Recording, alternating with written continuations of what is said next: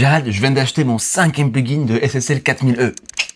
Bah pourquoi t'en as acheté encore un? Ah, parce que celui-là, il sonne exactement comme la console.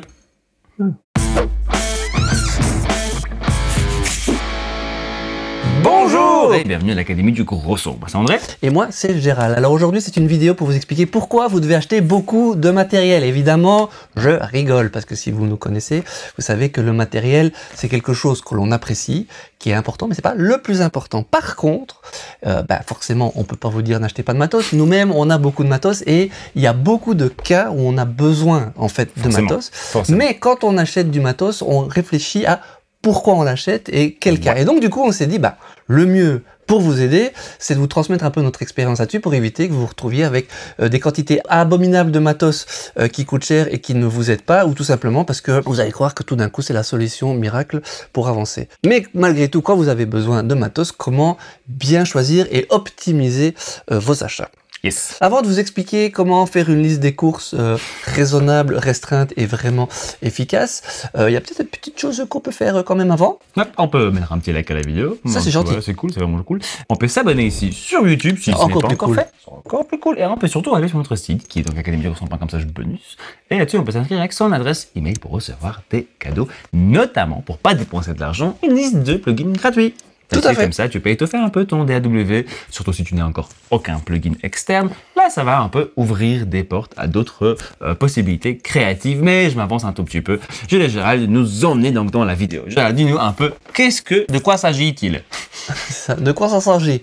Il y a 4 raisons pour lesquelles maintenant, André et moi, on achète du matos et on vous conseille de faire la même chose. Évidemment, au début, on a cru aussi que le matériel allait changer notre vie, et voilà. Mais maintenant, actuellement, il y a 4 raisons, on s'est rendu compte pour lesquelles il faut quand même, malgré tout, on continue tous les jours à acheter du matos, malgré que on est déjà quand même pas mal achalandé. La première raison, c'est quand on doit vraiment résoudre un problème, un réel problème. Un exemple récent pour moi, c'est je travaille avec une belle table de mixage qui est ici devant, on en voit un petit bout, voilà. Et il y a encore quelques mois, c'est la table de mixage que j'utilisais pour gérer mon système d'écoute, c'est-à-dire que c'est par là que passait le son final pour aller vers mes enceintes. C'est là que je changeais le volume, je switchais entre les enceintes. Voilà. Il se fait que c'est une table assez ancienne, et cette partie-là est assez difficile à régler. Et j'avais un souci récurrent qui est que le bouton de volume à un certain niveau ne fonctionnait plus très bien. Tout d'un coup, il y avait un côté qui se coupait. Ça, c'était relativement audible, je veux dire, on s'en rend compte assez facilement, mais c'était un peu embêtant. J'ai essayé de plein de façons différentes de régler le souci, changer les switches, enfin voilà, avec un technicien, tout ça, ça n'a pas fonctionné. Et un truc, tout d'un coup, je me suis rendu compte, et ça c'était beaucoup plus insidieux, c'est que la clarté de la stéréophonie, la rampe stéréophonique, donc la précision de la gauche et la droite, c'était un peu altéré dû à la fabrication de cette table qui était ancienne. Je n'ai jamais trouvé de solution, je pouvais pas garder ça pour travailler décemment, surtout que le problème arrivait, disparaissait, et parfois c'était pas évident, parce que s'il y avait des petites espèces de rotations de phase dans les trucs, en plus je loue le studio, donc voilà, les gens sont peut-être pas forcément, s'en rendent pas forcément compte, c'est plutôt gênant. Donc, résolution du problème, acheter un système externe, un nouveau boîtier comme ceci qui me permet de gérer les enceintes. Donc maintenant, ça ne passe plus, la gestion de l'écoute ne passe plus par ma table de mixage, mais par ce nouveau système.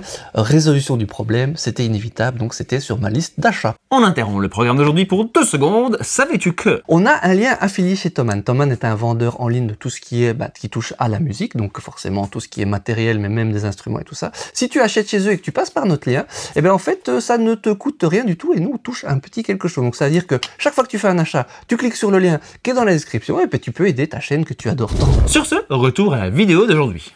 Dans mon cas de figure, récemment, j'ai dû racheter une nouvelle version d'un plugin que j'utilise déjà, Vocaline, qui me permet donc d'aligner des voix.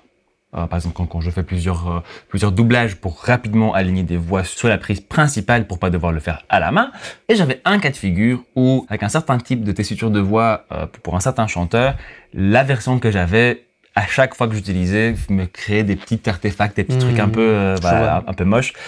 Et donc je me suis dit, tiens, j'essaye, j'ai téléchargé la démo de la nouvelle version. Il s'est avéré qu'avec cet algorithme-là, ça marchait mieux, en tout cas dans ce cas de figure. Bon, voilà, j'ai pris, maintenant j'ai 2. Donc, certains marchent mieux dans certains cas de figure et l'autre marche mieux dans d'autres cas de figure. Donc là, c'était un problème, j'étais un peu bloqué. pour pas devoir tout faire à la main. J'avais un album complet à faire, donc là, voilà, ça m'a quand même fait gagner beaucoup de temps. J'ai dépensé un tout petit peu d'argent pour aller plus vite. Ça, c'était le premier cas de figure, bon, assez évident. Quand on a un problème, faut passer à la caisse. Deuxième cas de figure, ben, on achète du matos, soit plugin hardware ou software, ben, c'est quand on est bloqué. C'est-à-dire qu'il y a un moment, on veut faire quelque chose. On a, honnêtement, il faut se l'avouer à soi-même, parce qu'on aime bien acheter du matos, on a vraiment tout essayé et on n'a rien sous la main dans ce qu'on a déjà pour débloquer le souci, ou alors c'est trop compliqué, ça prend trop de temps. À ce moment-là, ben, c'est le moment de regarder un peu ce qu'on va mettre sur notre petite liste d'achat. C'est à un autre niveau. Bon, alors maintenant, j'ai quand même pas mal de matos au studio, donc je me sens relativement peu bloqué. Mais si je reviens bien en avant, je me souviens qu'au tout début, avec le peu d'argent que j'avais vraiment au tout début, ça remonte à 2-3 ans, il y avait, j'avais acheté vraiment le strict minimum. J'essayais à chaque fois de mettre mon argent dans du matériel. Je pensais qu'il finirait dans le studio ici. Donc, je préférais attendre un peu et acheter quelque chose d'un peu plus qualitatif pour le garder longtemps. Donc, j'achetais moins, forcément, et j'allais juste à l'essentiel. Donc, quand j'ai dû faire mes premiers kits de batterie, je me suis acheté de quoi faire un kit de batterie. Pour moi, à l'époque, on parle d'un temps où Internet était à peine existant. Pour moi, un kit de batterie, c'est une grosse caisse, 3 tomes, une caisse claire, des overheads, ça c'était le strict minimum. Je commence à enregistrer des petits groupes. Évidemment, qu'est-ce qui devait arriver? C'est qu'un jour, un batteur est arrivé avec 4 tomes. Et là, oh non! Qu'est-ce qu'on fait? Et il me manquait un micro. Je me suis rendu compte, ah bon, il y a des cas de figure comme ça. C'était un peu embêtant. J'ai dû utiliser un micro entre 2 tomes. Je me suis débrouillé. Ça a fait le taf, mais c'est pas aussi bien. Donc à ce moment-là, l'achat d'un micro supplémentaire était obligatoire pour pouvoir avancer. Là, j'étais bloqué dans une situation où je pouvais pas faire face à un cas de figure d'un batteur à 4 tomes. Ça, c'est pour moi une petite anecdote à moi. Tu as une petite anecdote à partager? Bien sûr. Il y a un petit moment, il y a, je pense, 2 ans, j'ai commencé à me rendre compte que quand j'enregistre des voix, j'enregistre principalement des voix en fait. Dans mon studio, tout le reste c'est un peu à base de instruments virtuels, ou alors c'est des guitares et basses, etc. qui rentrent directement dans la machine. Donc la plupart du temps, quand j'utilise un micro, c'est pour des voix. Quand je travaille dans d'autres studios, je me rendais compte que quand il y a un tout petit peu de matériel analogue à disposition, que je passe par ces matériels, j'arrive beaucoup plus vite à un résultat qui fonctionne dans la session, et ce, parce que j'arrêtais pas en fait de changer les réglages au fur et à mesure de la prise de la session en fonction de ce que la personne faisait, etc. Des choses que je peux pas vraiment faire quand j'ai juste un plugin sur ma piste, parce que là il y a un réglage et je devrais faire des automations dans tous les sens, c'est pas très pratique. Et puis en plus je peux pas le faire au moment où la personne chante, puisque ça fait des clics, ça fait des choses. Puis à la souris tu sais faire qu'un paramètre à la fois. Exactement. Et là souvent donc je jouais avec l'input sur le compresseur, un peu de EQ, voilà. Très vite j'ai pu arriver à un son qui donc fonctionne beaucoup mieux pour la partie là. Je fais pas attendre à personne, moi ça va plus vite, ça sonne mieux, et c'est une façon de travailler que je ne pourrais juste pas du tout faire sans ces matériels-là. Pour résoudre ça, j'ai acheté un petit système 500 avec un compresseur, une EQ, tout simple, en DIY, donc encore un tout petit peu moins cher, que j'ai monté moi-même, et ça m'a débloqué donc pour pouvoir appliquer cette façon de travailler que j'appréciais beaucoup et qui me donnait des bons résultats chez moi. C'est ça. Ok, parfait. Mais ça, c'était la deuxième vraie raison valable pour acheter du matos et bien, en tout cas, bien utiliser son budget. Le troisième paramètre, et là, c'est plus un paramètre auquel il faut faire attention si on veut acheter vraiment, qu'on a besoin d'acheter du matos, si on veut acheter du matos. C'est pas une raison pour en acheter, mais c'est une façon intelligente d'y penser. C'est l'aspect complémentarité. Ouais. Combien de personnes, j'ai vu, aiment tel type de compresseur, un LA2A par exemple, et avoir 3-4 plugins de différentes marques, alors qu'en définitive, ok, ils sont différents, mais globalement, ça reste un LA2A, donc ça fonctionne de la même façon. C'est un peu le même type de tournevis. Vous n'avez pas besoin nécessairement de 50 Philips différents. Voilà. C'est sûr. Un exemple très concret dans mon cas de figure, c'est, je reviens à ma table de mixage, j'ai une belle table de mixage ici, avec 36 beaux préamplis, tranches de console en fait dessus, donc préamplis EQ. Et à côté de ça, j'ai aussi une série, je dois avoir une douzaine d'autres préamplis qui ont la plupart du temps que cette fonction de préampli de couleur. Donc forcément, quand j'ai des gens qui viennent enregistrer ici, qui ne s'intéressent pas forcément au son, ils me disent t'as une belle grande table de mixage, pourquoi t'as racheté des préamplis?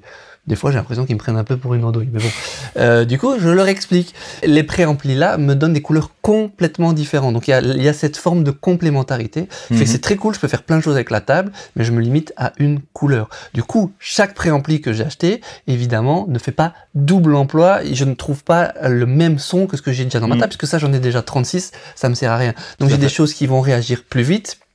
J'ai des choses qui vont donner une autre densité, qui vont donner plus de couleurs, ce genre de choses. Qui ont d'autres options aussi, qui ont d'autres options, qui ont des EQ, qui ont des compressions. C'est ça. Donc tout ça, j'ai pas dans la table. Ce serait un petit peu bête d'aller réinvestir des milliers d'euros pour quelque chose que j'ai déjà. Et c'est quelque chose que l'on voit souvent, des gens qui achètent du matériel qui est assez similaire à ce qu'ils ont déjà et puis qui sont déçus parce que ça ne sert à moins d'avoir besoin d'un deuxième parce qu'il en faut deux en même temps. Si c'est pour faire deux fois quelque chose qui fait la même chose, ça ne sert à rien. C'est quelque chose qu'on voit souvent et puis après on est juste déçu et on aurait pu acheter quelque chose plus intelligemment. Le cas classique du guitariste qui a 50 tubes screamer différentes. C'est ça. Voilà. Elles sont toutes tubes. C'est toi, tu sais qui tu es. Dans mon cas de figure, par exemple, c'était un autre micro voix. Comme je disais tout à l'heure, j'enregistre principalement des voix. J'avais déjà un micro, le Aston Origin, un peu entrée de gamme, mais très très bien pour son prix, mais qui a une couleur assez particulière. Il est assez présent, presque agressif, à une plage de fréquence que j'aime bien, qui fonctionnait pour beaucoup de voix, mais pas pour tout le monde. Et puis surtout, il ne me donnait pas cette couleur un peu plus douce, un peu plus suave pour d'autres types de projets. Je me suis retrouvé à devoir faire un projet plus néo-soul, beaucoup plus doux, avec une chanteuse qui a une voix en plus assez aiguë. Donc là, la combo micro-voix donnait quelque chose où les problèmes s'empilaient un peu l'un sur l'autre. Et là, je me suis rendu compte, maintenant, en fait, il me faut une autre option. Et j'ai investi dans un micro beaucoup plus dark, beaucoup plus profond, plus beau dans sa sonorité. Là, pour le coup, c'est le V11 de chez Jay-Z, si jamais ça t'intéresse. Et aujourd'hui, j'ai les deux. Et j'utilise les deux souvent dans la même session en fonction de ce que j'ai besoin comme filtre photo, si tu veux, de la voix que je suis en train d'enregistrer. Je fais souvent les voix lead avec un et les voix doublage avec l'autre. Comme ça, en plus, les deux fonctionnent mieux dans la session. Il y a déjà une grosse différence entre les prises, même si c'est la même voix. C'est un très très bon exemple. Je me retrouve là-dedans tout plein. Le nombre de fois où j'ai mis un micro, c'était trop agressif par exemple pour une chanteuse. Le temps où j'avais pas un micro un petit peu plus rond, qui est un peu moins sensible au S et tout ça, tu dois faire avec. Voilà. C'est ça. Et le dernier point qui vraiment est à mettre en priorité si tu dois ou si tu veux acheter du matos, c'est voir si ça t'amène une dimension créative en plus. C'est-à-dire quelque chose qui va pouvoir un petit peu te donner des outils, des perspectives artistiques plus riches que ce que tu n'as déjà dans ta caisse actuelle. Par exemple, moi, des fois c'est quelque chose d'un peu simple. Dans mon cas de figure, un des derniers éléments que j'ai acheté comme ça pour le studio sont des pieds de micro, mais des très grands, qui sont vraiment des grands pieds de micro qui permettent d'aller très haut parce que j'avais envie d'être créatif. Comme j'ai une room ici dans le studio qui est très haute et qui donne beaucoup de room et de reverb, c'est intéressant des fois de pouvoir monter très haut. Alors c'est compliqué avec des pieds de micro classiques, il faut les démonter les uns sur les autres. Ça tient pas bien, c'est un peu machin. Tu mettre un micro à 4000 € au-dessus. Oui, c'est vrai. Voilà. Donc, du coup, j'ai acheté des grands pieds. Ça permet d'expérimenter. De temps en temps, si on veut plus de room ou quelque chose qui est complètement en dehors de l'axe direct d'un son, maintenant, je peux le faire. Sans ça, il fallait que je grimpe avec des cordes au plafond à 6 mètres de haut, ce qui est pas forcément ma spécialité. Donc là, dans ce cas-là, ça justifiait clairement l'achat de ce genre de matériel. Et moi, je suis très content parce que du coup, quand je viens faire des batteries ici, j'ai 2 pieds de micro où je peux mettre vraiment bien au-dessus de la batterie. J'ai pas peur que les micros tombent en vrai, sur quelqu'un. En vrai, j'avais pas besoin de ces pieds de micro, mais j'ai voulu lui faire plaisir, quoi. Et pour ma part, un exemple qui je pensais assez parlant, c'était au tout début, quand j'étais encore à l'école, je commençais à travailler sur Logic et sur Pro Tools, et à l'époque je travaillais qu'avec des plugins qui étaient dans les DAW, et j'étais assez vite bloqué sur un aspect particulier, c'est-à-dire les délais et les saturations. Okay. Là, pour le coup, dans les deux DAW, en tout cas à l'époque, aujourd'hui c'est un tout petit peu mieux, ils ont étoffé vraiment leur offre, mais à l'époque c'était un tout petit peu limité. Et tristounet. C'était un peu tristounet, et les outils qui étaient dedans ne fonctionnaient pas comme ce que j'espérais qu'ils allaient fonctionner. Donc je me suis permis à ce moment-là une suite de plugins chez Soundtoys, connu pour un côté très coloré, pour un côté très justement analogue et distorsion, etc., et pour des beaux effets. Ce qui du coup m'a permis d'aller beaucoup plus loin dans ma recherche de mix et dans ma recherche de son personnel, qui m'a beaucoup inspiré aussi, qui m'a, je pense aussi, en grosse partie, façonné ma façon de mixer et ce que j'aime bien entendre, parce que ces outils, voilà, j'avais une affinité particulière avec ces outils-là. Et voilà, ça c'était mon premier achat de plugin en dehors de mon DAW. J'ai très bien fait, j'utilise exactement la même bundle depuis 10 ans que j'ai acheté là une fois, et ces plugins finissent dans toutes mes sessions. C'est clair. Bon, ça fait les 4 trucs. Vu que tu es encore là, c'est que le sujet t'intéresse. On a un dernier petit extra tip pour toi. Un truc que moi je fais, je pense que toi aussi. C'est que tant que possible, quand je vais je veux mettre quelque chose sur ma liste d'achat. J'évite les achats impulsifs parce que j'ai vu une vidéo sur YouTube où quelqu'un a dit « Oh, ce plugin-là, il marche bien. Oui, il me le faut. » Pour que ça arrive sur ma liste d'achat, je vais quand même, dans la mesure du possible, le tester. Si on s'agit d'un plugin, souvent c'est facile parce qu'il y a souvent des versions démo, ce genre de choses. Donc je le mets. Idéalement, je fais un mix avec. Je l'achète pas, je le vire de ma liste et je regarde si la fois d'après, je sais pas le faire autrement ou s'il me manque vraiment. Si je sens que j'ai fait des trucs avec ce plugin que je sais pas faire, hop, sur ma liste d'achat. Et l'idéal, c'est de faire ça plus vers le Black Friday, ce qui nous permet d'attendre ou alors voir si c'est des plugins qui font des promos, voir un petit peu s'ils font des promos récurrentes ou si c'est une fois par an. Si c'est une fois par an, c'est le Black Friday. Donc moi, en général, je mets ça, mais j'essaie de pas trop tester avant le Black Friday pour pas être tenté, ce qui permet soit de faire des économies, soit pour le même budget, avoir beaucoup plus d'outils. Tout à fait. C'est plus difficile avec du hardware, mais ça, s'il y a moyen d'emprunter à des potes ou de louer ou ce genre de choses, ça vaut la peine. Il y a parfois certains magasins, c'est des affinités ou certains importateurs qui te disent tiens, vas-y, essaye. Tu l'essayes, tu fais une session avec, tu le rends, tu l'achètes pas parce que quand c'est nouveau, c'est toujours excitant parce que c'est nouveau et c'est pas que c'est mieux, c'est juste que c'est différent et ça plaît toujours. T'attends un petit peu et si vraiment t'arrives plus à endormir la nuit, tu dis non, là il me le faut parce que je n'arrive pas à émuler ce que j'ai réussi à faire avec. Alors là, c'est à mettre sur la liste d'achat, même principe. C'est ça. Et pour tout ce qui est achat un peu plus haut de gamme, donc une fois que vous dépassez 2, 3, 4 000 euros pour une pièce, notamment la plupart du temps des enceintes, ou alors un micro vraiment cher, ou alors une grosse machine hardware, la plupart des magasins qui revendent ça sont OK de les prêter en test. Parce qu'ils savent très bien que il est beaucoup plus probable que tu achètes quelque chose à 4-5 000 euros si tu as déjà ça dans ton studio. Donc n'hésite pas à leur demander, à avoir une relation avec les magasins. Personnellement, je trouve que par exemple, notamment les haut-parleurs, les acheter sans les mettre dans mon studio, c'est vraiment compliqué, je le ferai pas. Voilà. On espère que cette vidéo va t'aider à acheter du matériel de façon un peu plus intelligente, entre guillemets, en tout cas t'aider à bien faire ça.